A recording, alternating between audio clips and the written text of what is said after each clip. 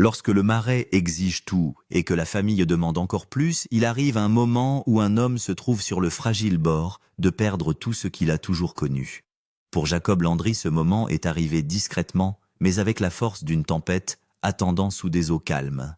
Il avait toujours cru que la loyauté envers sa famille et la loyauté envers lui-même pouvaient d'une certaine manière coexister. Maintenant, il apprend que parfois les deux tirent dans des directions opposées avec une force qui ne peut pas être ignorée. Jacob se tenait sur le pont de son bateau, alors que le brouillard matinal dérivait lentement à travers les cyprès, enveloppant le bayou d'un doux silence gris.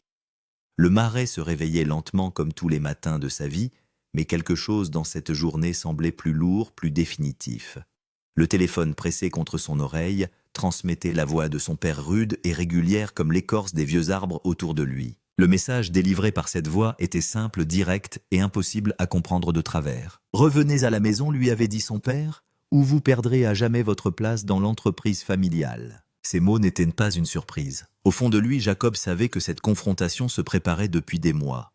La tension s'était installée dans chaque conversation du dimanche soir qui se terminait trop vite, et dans chaque appel téléphonique où les deux hommes évitaient de dire la seule chose qui comptait vraiment. Ce qui avait été un désaccord discret s'était lentement transformé en une distance grandissante que ni l'un ni l'autre ne savaient comment combler. La décision de Jacob d'explorer des opportunités en dehors du monde de la chasse à l'alligator a ébranlé l'équilibre sur lequel sa famille s'appuie depuis des générations. Des partenariats au-delà du Marais, des idées qui vont au-delà des traditions du bayou et des rêves qui ne tournent pas autour des mêmes vieilles routines ont commencé à façonner sa pensée. Pour Jacob, c'est un sentiment de croissance et de possibilité. Pour son père, c'est un sentiment de trahison. La distance qui les séparait était devenue si grande qu'elle ne pouvait plus être ignorée. Le choix qui s'offrait à Jacob exigeait qu'il décide exactement où était sa place. Le Marais s'étendait à l'infini devant lui familier et profondément tissé dans chaque partie de son identité. Cette terre, ses eaux et les innombrables canaux cachés qui serpentaient à travers le Marais étaient plus qu'un simple paysage. Il faisait partie de son sang. Il avait grandi en apprenant la langue du bayou bien avant de comprendre la langue du monde extérieur. Son grand-père avait enseigné à son père, et son père lui avait appris à lire l'eau, à traquer un alligator dans l'obscurité et à survivre dans un paysage qui pouvait être à la fois beau et brutal. Chaque coude de la voie d'eau renfermait un souvenir et chaque cyprès semblait murmurer des histoires qui avaient été transmises de génération en génération aux hommes de Landry. S'éloigner de ce monde ne signifierait pas seulement changer de carrière, mais aussi s'éloigner de l'identité qu'il a façonnée depuis l'enfance. Le Marais l'a élevé, lui a lancé des défis et a failli lui coûter la vie plus de fois qu'il ne peut le compter. C'est un lieu de danger et d'appartenance à la fois. Mais le fait de rester avait un coût différent. Au-delà du Marais des opportunités s'offrait à lui qui représentait quelque chose que Jacob n'avait jamais vraiment connu auparavant, le choix. Il ne s'agissait pas simplement d'offres d'argent ou de reconnaissance, mais de la possibilité de construire quelque chose qui lui appartiendrait entièrement. Pour la première fois de sa vie, il pouvait imaginer créer un avenir qui n'était pas défini uniquement par les attentes de ceux qui l'avaient précédé. Toute sa vie, le chemin avait été clair. Il suivrait son père tout comme son père avait suivi son grand-père. Le nom Landry continuerait exactement comme il l'avait toujours fait enraciner fermement dans la boue et l'eau du bayou. Jusqu'à récemment, Jacob n'avait jamais remis en question ce chemin. Aujourd'hui, il est contraint de se demander si cette voie a vraiment été la sienne. Ses mains se resserrèrent autour de la rambarde du bateau, tandis que le soleil levant traversait lentement le brouillard projetant une lumière or pâle sur l'eau calme. Quelque part au loin, un oiseau criait sa voix résonnant à travers le Marais comme un rappel que la vie avançait, qu'un homme soit prêt ou non. La beauté calme du bayou semblait étrangement indifférente à la tempête à l'intérieur de lui. Dans 12 heures, il devra donner sa réponse. 12 heures pour décider si honorer le passé signifie sacrifier l'avenir qu'il commence à imaginer. 12 heures pour choisir entre la famille qu'il a façonnée et l'homme qu'il est en train de devenir. Le Marais attendait patiemment comme il l'avait toujours fait, tandis que Jacob Landry se tenait au carrefour le plus incertain de sa vie. Quel que soit le choix qu'il fasse, il est certain d'une chose, la décision laissera des cicatrices qui ne s'effaceront jamais complètement. L'enceinte de la famille Landry s'étend sur 3 hectares de terre surélevée, au-dessus du marais, un ensemble de maisons et de bâtiments usés par le temps qui ont poussé au fil des générations comme des racines qui s'étendent dans le sol. 5 générations de Landry y ont vécu et travaillé, ajoutant des pièces, des hangars et des quais chaque fois que la nécessité l'exigeait. C'était moins une maison unique qu'une histoire vivante de la famille elle-même. Le camion de Jacob s'engagea lentement dans l'allée familière, le gravier crissant sous les pneus, avec un son qui semblait étrangement définitif. L'endroit ressemblait exactement à ce qu'il avait toujours été, mais quelque chose semblait différent aujourd'hui. Peut-être était-ce le poids de la décision qu'il portait avec lui. Par la fenêtre de la cuisine, il aperçoit la silhouette de sa mère qui se déplace tranquillement entre la cuisinière et l'évier. Ses mouvements sont réguliers et familiers, une présence réconfortante dans une matinée remplie d'incertitudes. Pendant un instant, il souhaite rester dehors pour toujours suspendu entre la vie qu'il connaît et le choix qu'il attend à l'intérieur de cette maison. Le camion de son père était déjà garé à l'extérieur, incliné en travers de l'espace d'une manière qui semblait revendiquer plus de territoire que nécessaire. Il en avait toujours été ainsi, le camion étant assis comme une déclaration silencieuse de propriété. Le geste s'étendait au-delà de l'allée et dans l'atmosphère même de l'endroit. À l'intérieur, l'air portait l'odeur du café et de quelque chose de plus lourd qui ne pouvait être nommé aussi facilement. Son père était assis à la tête de la table de la cuisine, la même chaise qu'il avait occupée tous les matins depuis aussi longtemps que Jacob s'en souvenait. La tasse dans ses mains semblait usée par l'âge, tout comme l'homme qui la tenait. Les rides sur le visage de son père s'étaient creusées au fil des ans, sculptées par le soleil sans fin, le dur labeur et le poids de la responsabilité que représentait le maintien de l'héritage familial. Ses yeux se levèrent au moment où Jacob entra dans la pièce vif et scrutateur, comme s'il essayait de lire toutes les pensées qui traversaient l'esprit de son fils. Pendant quelques minutes, la conversation se déroule presque calmement. 2 hommes sont assis l'un en face de l'autre, discutant d'affaires et d'obligations familiales, comme si ces 2 sujets pouvaient être séparés. Mais sous le ton mesuré de leur voix, des courants plus profonds traversent silencieusement la pièce. La tension est présente dans chaque pause, chaque regard qui s'attarde une seconde de trop. Le père de Jacob a d'abord parlé de l'héritage. Il décrit les sacrifices consentis par les générations qui les ont précédés, des hommes qui ont travaillé le marais avec un peu plus que de la détermination et une fierté tenace. Ils ont enduré des tempêtes, des inondations, des blessures, et des années où le succès semblait impossible, tout cela pour que la génération suivante ait quelque chose qui vaille la peine d'être hérité. Pour lui, le marais n'est pas seulement de la terre ou de l'eau, c'était une responsabilité vivante. Selon lui, le bayou exige la loyauté. Il récompense ceux qui respectent ses traditions et punit ceux qui tentent de s'en détourner. Chaque phrase semble soigneusement choisie pour rappeler à Jacob que le nom des Landry s'est construit sur le devoir et la persévérance. En écoutant son père, Jacob sentit le poids familier de la culpabilité s'installer en lui comme l'air humide avant une tempête. C'était le langage qu'il avait entendu pendant son enfance, le langage de l'obligation qui façonnait presque toutes les décisions prises par sa famille. Pendant la plus grande partie de sa vie, ses attentes lui avaient semblé naturelles. Mais quelque chose a changé au cours de l'année écoulée. Plus il y réfléchissait, plus il se rendait compte que l'amour pour sa famille ne devait pas être ressenti comme une chaîne le liant à une vie qu'il n'avait jamais vraiment choisie. Lorsqu'il essayait d'expliquer ce sentiment, les mots ne sortaient jamais comme il le souhaitait. Ils semblaient faibles ou défensifs, comme s'il cherchait des excuses, plutôt que d'exprimer une vérité plus profonde sur ce qu'il était devenu. Chaque phrase semblait creuser le fossé qui les séparait plutôt que de le combler. Sa mère se tient silencieusement au comptoir de la cuisine pendant que la conversation se déroule. Elle se déplace lentement, faisant semblant de se concentrer sur de petites tâches, tout en écoutant chaque mot prononcé par le père et le fils. Jacob sait qu'elle a ses propres idées sur la situation. Mais dans cette maison, les rôles ont été définis depuis longtemps. Certaines voix sont porteuses d'autorité, tandis que d'autres se taisent pour maintenir la paix. Son silence n'est pas un accord avec son père, mais plutôt une forme de survie apprise au fil des ans. Dans les eaux imprévisibles des conflits familiaux, elle a appris qu'en parler ne ferait qu'aggraver la tempête. La tension dans la cuisine s'est intensifiée jusqu'à ce qu'on ait l'impression qu'il y a une autre présence dans la pièce. La respiration semble plus difficile, comme si l'air lui-même s'était alourdi d'une émotion inexprimée. Le jeune frère de Jacob finit par apparaître dans l'embrasure de la porte, attiré par le volume croissant de leur voix. Il s'appuya contre le cadre avec incertitude, son expression se situant quelque part entre la loyauté envers leur père et la sympathie pour la lutte de Jacob. Le conflit était tranquillement devenu un moment où toute la famille se sentait obligée de choisir son camp, et personne n'avait jamais voulu en arriver là. Debout dans la cuisine où il avait appris à nettoyer son premier poisson et à nouer sa première ligne de piège, Jacob réalisa soudain que sa place dans la famille était en train d'être négociée comme un contrat. L'ultimatum lancé par son père devenait de plus en plus clair à chaque minute qui passait. Reprendre complètement l'entreprise familiale. S'éloigner des opportunités extérieures, abandonner les partenariats qui l'attendent au-delà du marais et s'engager pleinement dans la vie qui a été planifiée pour lui depuis l'enfance. S'il refusait, il devrait accepter de se séparer de tout ce que le nom Landry représentait. Il n'y aura pas de compromis. Il ne s'agit pas simplement d'une question de tradition, mais d'un besoin plus profond de contrôle.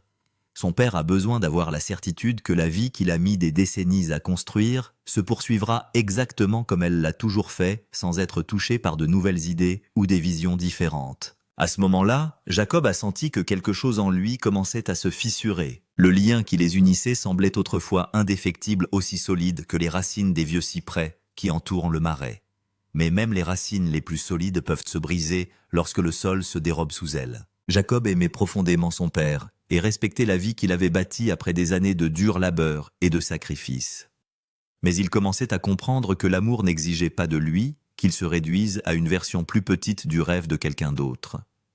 Il n'exigeait pas qu'il abandonne son propre avenir simplement pour satisfaire des attentes placées en lui il y a longtemps. Cette prise de conscience s'accompagne à la fois d'un soulagement et d'une profonde et silencieuse tristesse. Car parfois, la vérité la plus difficile à accepter est la suivante. Aimer quelqu'un ne signifie pas toujours devenir la personne qu'il veut que vous soyez. Et dans le bayou où le nom de Landry est porteur de décennies de réputation et de fierté, cette vérité est plus lourde que n'importe quel fardeau auquel Jacob a dû faire face. Le grand-père de Jacob avait démarré l'entreprise avec rien d'autre qu'un bateau et de la détermination pour en faire quelque chose qui soutenait non seulement sa famille, mais aussi d'autres membres de la communauté. Cet héritage n'était pas seulement de l'histoire, mais aussi une attente, une norme par rapport à laquelle chaque génération suivante était mesurée et souvent jugée insuffisante. Jacob avait grandi en portant ce poids, en le sentant s'installer sur ses épaules, avant d'être assez âgé pour comprendre ce qu'il signifiait. En parcourant la propriété, cet après-midi-là, Jacob répertorie tout ce que représente l'héritage. Les bateaux sont dans différents états de réparation, chacun étant un outil qui a nourri des familles et payé des hypothèques. Le hangar de traitement où d'innombrables alligators ont été nettoyés et préparés pour le marché, leur peau et leur viande converties en argent qui a permis d'allumer les lumières et de payer les factures. La terre elle-même achetée morceau par morceau au fil des générations, chaque acquisition étant une victoire dans la longue guerre contre la pauvreté et l'incertitude qui définissent la vie dans les marais. Mais l'héritage était aussi un fardeau, un ensemble d'attentes et d'obligations qui s'alourdissaient d'année en année. Le grand-père de Jacob avait bâti cet empire par nécessité brutale pour survivre à une époque où les marais n'offraient que peu d'options à ceux qui étaient prêts à travailler suffisamment dur. Son père l'avait développé à force de détermination et de sens des affaires, transformant une petite entreprise en quelque chose de plus substantiel. Aujourd'hui, on demandait à Jacob de la préserver, de maintenir ce qui avait été construit sans changer ce qui avait été établi, et le poids de cette responsabilité lui semblait écrasant. Il pensait aux opportunités qu'on lui demandait d'abandonner. Un partenariat avec une société de tourisme durable qui souhaitait présenter la vie authentique des marais tout en protégeant l'environnement. Un travail de conseil avec des organisations de conservation qui avaient besoin de quelqu'un qui comprenait à la fois l'écologie et l'économie du bayou. Ces entreprises représentaient plus qu'un revenu. Elles représentaient une chance de faire partie de quelque chose de plus grand, de contribuer à préserver le marais pour les générations futures, plutôt que de simplement l'extraire jusqu'à ce qu'il n'en reste plus rien. Son père considérait ses intérêts au mieux comme des distractions, au pire comme des trahisons. Le vieil homme avait construit sa vie sur des relations directes avec le marais, en y prenant ce dont il avait besoin tout en respectant sa puissance et son imprévisibilité. Il considérait les écologistes avec méfiance le tourisme comme de l'exploitation et pensait que les étrangers ne pourraient jamais vraiment comprendre ce que le bayou exigeait de ceux qui y vivaient. Son monde était divisé entre ceux qui en faisaient une partie et ceux qui n'en faisaient pas partie, et accepter des partenariats extérieurs revenait à franchir une ligne qui ne devait jamais l'être. Jacob comprenait le point de vue de son père, et pouvait comprendre comment une vie passée à se battre pour conserver son indépendance pouvait faire passer toute forme de collaboration pour une reddition. Le marais avait toujours été à la fois un fournisseur et un adversaire, quelque chose qu'il fallait respecter, mais aussi dominer, contrôler par la connaissance, l'habileté et la détermination pure et simple. Faire appel à des étrangers, accepter leur argent et leurs idées, a dû lui faire admettre que les anciennes méthodes n'étaient plus suffisantes, que tout ce qu'il avait construit n'était peut-être pas viable dans un monde en mutation. Mais le monde changeait, que son père le reconnaisse ou non. Les réglementations se resserraient, les marchés évoluaient, et la nouvelle génération attendait autre chose de son travail et de sa vie. Jacob voyait venir l'avenir et comprenait que l'adaptation n'était pas une trahison, mais plutôt d'une forme de préservation, en trouvant de nouveaux moyens de soutenir ce qui comptait tout en abandonnant ce qui ne servait plus. La question était de savoir si son père le voyait aussi, ou si l'orgueil et la peur le maintiendraient enfermé dans des schémas qui ne fonctionnaient plus, debout au milieu des bateaux et des bâtiments qui représentaient tout ce que sa famille avait accompli. Jacob sentait tout le poids du choix qui s'offrait à lui. Rester signifiait devenir le gardien d'un héritage qu'il respectait, mais qu'il n'embrassait pas totalement. Passer sa vie à maintenir la vision de quelqu'un d'autre plutôt qu'à construire la sienne. Partir signifiait risquer tout ce qui le reliait à son histoire, potentiellement perdre des relations qui avaient défini toute son existence. Aucune des deux options ne lui semblait bonne, mais il devait en choisir une et décider avec quelle version de lui-même il pourrait vivre pour le reste de sa vie. Secret, sous la surface. Ce soir-là, la mère de Jacob le trouva assis sur le quai derrière la maison principale, regardant le soleil peindre l'eau en nuances d'or et de cramoisi. Elle s'installa à côté de lui, sans parler, sa présence étant un réconfort qui n'exigeait rien en retour. Ils restèrent assis en silence pendant plusieurs minutes, écoutant le chœur des grenouilles et des insectes qui marquaient le passage du jour à la nuit, un son si familier qu'il faisait désormais partie de son rythme interne. Lorsqu'elle parla enfin, ses mots furent porteurs de révélations qui bouleversèrent tout ce qu'il pensait comprendre de l'histoire de sa famille. Elle lui raconta les premières années du mariage de ses parents, lorsque son père avait voulu quitter le Marais pour prendre un emploi à Houston qui lui aurait procuré un revenu régulier et moins de dangers physiques. Elle décrit la pression exercée par son grand-père, la culpabilité et l'obligation qui les ont maintenus dans cet endroit, malgré d'autres rêves et possibilités. La vie qu'ils ont construite n'a pas été entièrement choisie, mais partiellement imposée, façonnée par des attentes qui laissent peu de place aux désirs individuels. Jacob a écouté sa mère lui révéler ses propres sacrifices, la carrière qu'elle a abandonnée pour soutenir l'entreprise familiale, les études qu'elle a poursuivies, mais qu'elle n'a jamais achevées parce qu'il fallait bien que quelqu'un tienne les comptes et élève les enfants. Elle parlait sans amertume, se contentant d'énoncer des faits qui étaient de rester tus pendant des décennies, des secrets maintenus, non pas par une tromperie active, mais par un accord collectif selon lequel il valait mieux ne pas examiner certaines vérités. Son histoire était un avertissement et un cadeau, une tentative pour l'aider à voir les schémas qui se répétaient d'une génération à l'autre, à moins que quelqu'un ne soit assez courageux pour les briser. Elle lui parla du jeune frère de son père, un oncle, dont Jacob se souvenait à peine, qui avait quitté l'entreprise familiale dans la vingtaine pour se consacrer à d'autres intérêts. La rupture avait été sévère, les relations irrémédiablement brisées, et le frère avait fini par déménager sur la côte ouest et perdu tout contact. La famille ne parlait jamais de lui, considérait son départ comme une sorte de mort, et la leçon était claire: partir signifiait tout perdre, être effacé de l'histoire de la famille, comme si vous n'aviez jamais existé. Mais sa mère a également révélé quelque chose d'autre qui a changé le contexte de tout ce que son père avait dit. L'entreprise familiale était plus en difficulté que personne ne l'avait admis, les marges se resserrant au fur et à mesure que les réglementations augmentaient et que les marchés devenaient plus compétitifs. L'insistance de son père sur le retour de Jacob n'était pas seulement une question de tradition ou de contrôle, mais une question de survie, de besoin désespéré, d'aide pour maintenir en vie quelque chose qui se mourait lentement. La colère et les ultimatums étaient nés de la peur, du fait de voir toute une vie de travail s'envoler et de ne pas savoir comment demander de l'aide sans paraître faible. Cette connaissance compliquait tout. Le désir d'indépendance de Jacob lui semble soudain égoïste au regard des besoins réels de sa famille.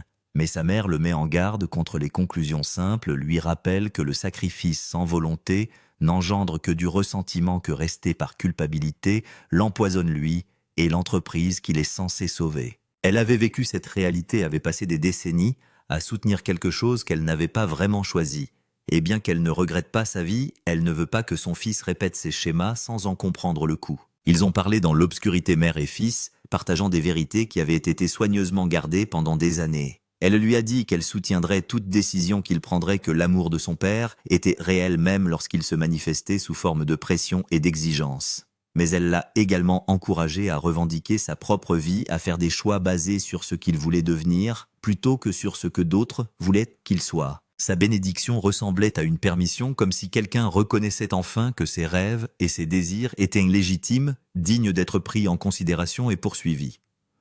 Alors que la nuit s'épaississait et que les bruits du marais s'amplifiaient, Jacob sentit quelque chose changer en lui. Les secrets que sa mère avait partagés ne rendaient pas son choix plus facile, mais ils le rendaient plus clair. Il pouvait désormais voir l'ensemble du tableau, comprendre les craintes et les espoirs qui motivaient les positions de chacun. Son père n'était pas simplement un tyran exigeant l'obéissance, mais un homme effrayé qui voyait son monde changer et qui tentait désespérément de s'accrocher à ce qu'il savait. Cette compréhension suscitait la compassion, mais ne changeait rien à la réalité fondamentale. Jacob devait encore choisir, et quelle que soit sa décision, elle remodèlerait la famille d'une manière qu'aucun d'entre eux ne pouvait prévoir. Lorsque la loyauté devient un fardeau, la matinée n'apportait aucune clarté, seulement le poids persistant d'une décision qui refusait de se résoudre proprement. Jacob retourna chez lui dans une petite cabane qu'il avait construite sur un terrain familial, à la recherche d'une distance et d'une perspective qui lui semblaient impossibles à trouver. Son téléphone n'a cessé de sonner des messages de membres de la famille et d'amis qui avaient entendu parler du conflit et voulaient donner des conseils ou faire pression, chaque appel ajoutant une nouvelle couche de complications à une situation déjà impossible. Son jeune frère est arrivé vers midi avec de la bière et le genre de franchise que seuls les frères et sœurs peuvent avoir. Ils se sont assis sous le porche pendant que son frère exposait son point de vue, restait et sauvait l'entreprise familiale, honorer les sacrifices faits par ceux qui sont venus avant, accepter que parfois faire partie de quelque chose de plus grand signifiait renoncer à ses rêves individuels. Mais les paroles de son frère manquèrent de conviction, elles étaient davantage le fruit d'une attente que d'une croyance, et Jacob pouvait entendre le doute sous-jacent. Son frère récitait le scénario familial, jouait le rôle qui lui était assigné, mais son cœur n'était pas totalement engagé dans l'argument qu'il présentait. Ils parlèrent de leur enfance, du fait qu'ils avaient grandi dans l'ombre d'attente qu'ils n'avaient pas choisie. Son frère a admis ses propres difficultés avec l'entreprise familiale, les moments où il a envisagé de la quitter, mais a finalement décidé que le coût était trop élevé. Il a parlé du confort de l'appartenance, du fait de connaître sa place dans une structure qui vous a précédé et qui continuera après votre départ. Mais il a également reconnu le prix de ce confort, les façons dont il a limité la croissance et les possibilités, la question lancinante de ce qui aurait pu être si le courage l'avait emporté sur la peur. Jacob apprécie l'honnêteté de son frère, sa volonté d'admettre que la façon de faire de leur famille n'est pas la seule, ni même la meilleure. Ils sont le produit d'une culture et d'une époque particulière, façonnée par des valeurs qui donnent la priorité à la stabilité collective plutôt qu'à l'épanouissement individuel. Briser ces schémas exige plus qu'une simple rébellion. La question était de savoir si la famille pouvait évoluer pour inclure les deux perspectives, ou si choisir l'une signifiait rejeter l'autre à jamais. Dans l'après-midi, Jacob se rendit à son endroit préféré dans le marais, un canal caché, où les cyprès poussaient si fort qu'ils bloquaient la majeure partie de la lumière du soleil. C'est ici qu'il venait de réfléchir, se rappeler pourquoi il aimait cet endroit, malgré toutes ses complications. L'eau s'y déplaçait lentement, sombre et mystérieuse, renfermant des secrets qui ne seraient jamais entièrement révélés. Il coupa le moteur et laissa le bateau dériver, entouré d'un silence si complet qu'il en devenait presque sacré. C'était la partie de lui qui ne partirait jamais le lien avec ce paysage qui était plus profond que le choix ou la décision. Le marais était dans son sang, inscrit dans son code génétique par des générations d'ancêtres qui avaient survécu et prospéré dans cet environnement hostile. Peu importe où il irait ou ce qu'il choisirait, cet endroit resterait une partie de ce qu'il était, une pierre de touche à laquelle il reviendrait en mémoire si ce n'est encore. La question était de savoir s'il pouvait maintenir ce lien tout en poursuivant les autres parties de lui-même qui demandaient à s'exprimer et à s'épanouir. Il a réfléchi à un compromis, à la possibilité d'une voie médiane qui honorerait à la fois les besoins de sa famille et ses propres désirs. Pourrait-il partager son temps continuer à s'impliquer dans l'entreprise familiale tout en poursuivant des intérêts extérieurs. Pourrait-il apporter de nouvelles idées et des partenariats dans l'opération? La transformer lentement de l'intérieur plutôt que de l'abandonner complètement. Les possibilités semblaient fragiles, dépendant de la volonté de son père de plier et d'accepter que le changement puisse être une préservation plutôt qu'une destruction. Mais d'après leur récente conversation, cette flexibilité semblait peu probable, et Jacob était fatigué de bâtir des plans sur des fondations d'espoir qui n'avaient aucun fondement dans la réalité. Alors que le soleil entamait sa descente, Jacob prit sa décision non pas parce qu'elle était facile ou parce qu'elle lui semblait tout à fait correcte, mais parce que continuer dans les limbes était sa propre forme de mort. Il se choisirait lui-même, poursuivrait les opportunités qu'il appelait, risquerait de perdre l'approbation de sa famille en échange de la possibilité de construire une vie qui se sentirait authentiquement la sienne. La décision n'a apporté aucun soulagement, aucune clarté ou paix soudaine, seulement la sombre certitude que les choix difficiles sont rarement bons, même lorsqu'ils sont nécessaires. Il a démarré le moteur et pris le chemin du retour, sachant que le plus difficile restait à faire dire à son père que l'amour n'était pas suffisant pour l'empêcher de partir. La confrontation a eu lieu à l'endroit où tant de batailles familiales avaient été menées. Le hangar de transformation derrière la maison principale, entouré d'outils et d'équipements qui représentaient des décennies de travail. Le père de Jacob travaillait sur un moteur de bateau quand il est arrivé les mains couvertes de graisse, le travail physique étant une sorte de méditation qui l'avait toujours aidé à réfléchir. Il a levé les yeux à l'approche de Jacob et quelque chose dans l'expression de son fils a dû lui indiquer ce qui allait se passer car tout son corps s'est tendu se préparant à l'impact. Jacob parle avec précaution, choisissant des mots qui tentent d'honorer à la fois sa propre vérité et les sentiments de son père. Il explique sa décision d'accepter les opportunités de partenariat pour construire quelque chose de nouveau tout en conservant le lien possible avec l'entreprise familiale. Il reconnaît la douleur que cela causerait la déception ressentie par son père, mais reste fermement convaincu que cette voie est nécessaire à sa propre survie et à sa propre croissance. Il ne rejetait pas sa famille ou son héritage, mais revendiquait le droit d'interpréter cet héritage à sa manière de construire sur les fondations qui lui avaient été données, plutôt que de simplement les maintenir tels qu'il les avait reçus. La réponse de son père fut tout ce que Jacob avait craint et attendu, la colère d'abord, des accusations d'égoïsme et de trahison, des rappels de tous les sacrifices faits pour lui donner des opportunités qu'il était maintenant en train de gâcher. La douleur du vieil homme se manifestait sous forme de rage, sa peur de la perte se transformant en attaques destinées à blesser, à faire sentir à Jacob la profondeur du mal qu'il causait. Il se criait dessus à travers le hangar, des années de tensions inexprimées, éclatant finalement en conflit ouvert, chaque homme défendant sa position tout en refusant d'entendre pleinement l'autre. Mais sous la colère, Jacob pouvait entendre le chagrin de son père, le deuil d'un avenir qui n'arriverait désormais jamais, d'une vision de la continuité familiale qui était en train d'être brisée par le choix d'un fils. Son père avait construit cette entreprise non seulement pour assurer sa sécurité financière, mais aussi comme une sorte d'immortalité, une façon de s'assurer que quelque chose de lui-même continuerait après sa mort.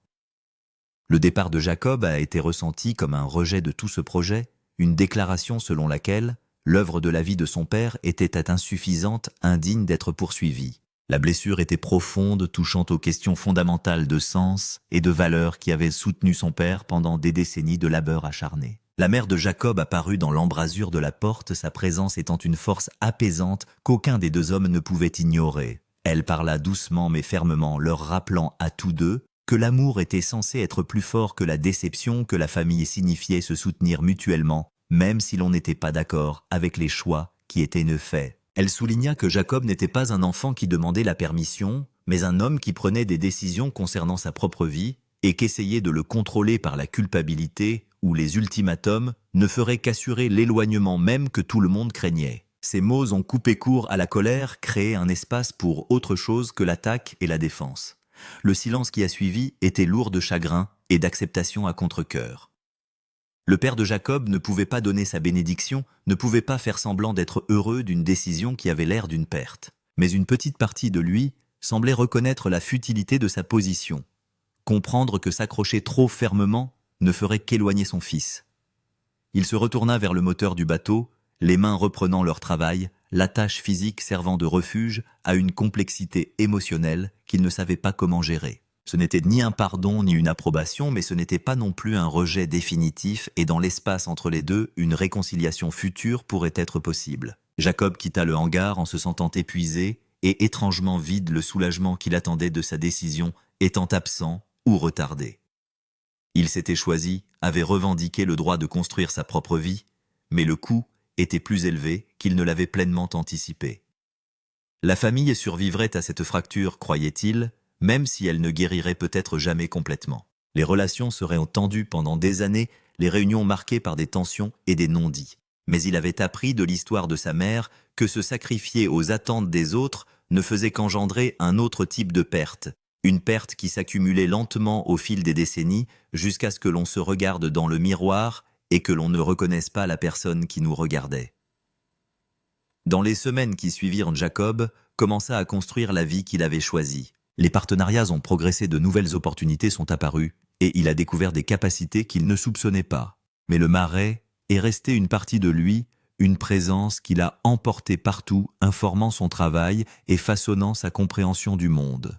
Il est retourné chez lui de temps en temps, naviguant sur le terrain compliqué des relations familiales qui avaient été altérées, mais pas détruites. Son père est resté distant, la blessure étant encore trop fraîche pour une réconciliation facile. Mais sa mère a maintenu un lien servant de pont entre deux hommes qui s'aimaient mais ne parvenaient pas à retrouver l'aisance. Jacob a appris à vivre dans l'ambiguïté avec des choix qui lui semblaient à la fois bons et mauvais selon le jour et son humeur. Il avait choisi la liberté plutôt que la sécurité, la possibilité plutôt que la certitude. Et certains jours, ce choix lui paraissait courageux, d'autres égoïstes. Mais c'était son choix fait en pleine conscience des coûts et des conséquences. Et cette propriété comptait même lorsque les résultats étaient désordonnés et douloureux. Le bayou lui avait appris beaucoup de choses au fil des ans. Mais la leçon la plus importante est la suivante: pour survivre, il faut parfois quitter les eaux familières, même si l'on n'est pas sûr de ce qui se trouve au-delà. Il faut avoir confiance dans le fait que les compétences acquises dans un environnement vous serviront dans d'autres qui n'ont pas encore été explorés. Le voyage de Jacob Landry entre sa famille et son avenir continue de se dérouler d'une manière que personne n'aurait pu prévoir. Son histoire nous rappelle que les choix les plus difficiles concernent souvent les personnes que nous aimons le plus. Qu'auriez-vous fait à sa place? Partagez vos pensées dans les commentaires ci-dessous et n'oubliez pas de vous abonner pour plus d'histoires du bayou, où la loyauté, l'héritage et la survie s'entrechoquent chaque jour. Appuyez sur la sonnerie de notification pour ne jamais manquer une mise à jour.